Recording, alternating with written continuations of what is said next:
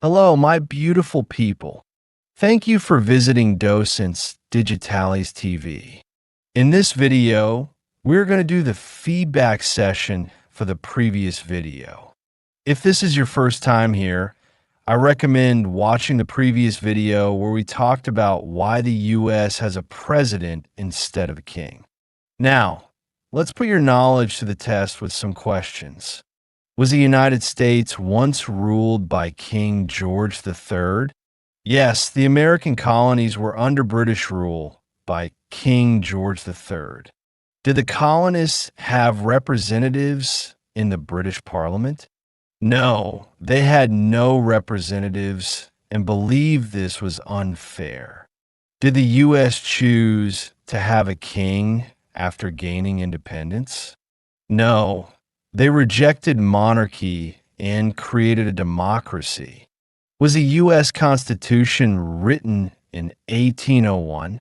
No, it was written in 1787. Does the U.S. president serve for life like a king? No, the president serves for a limited term through elections. Did George Washington want to be king of the United States? No, he refused power and chose to serve as a president. Is the U.S. government divided into three branches?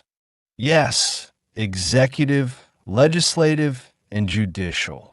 Was the presidency designed to reflect the will of the people?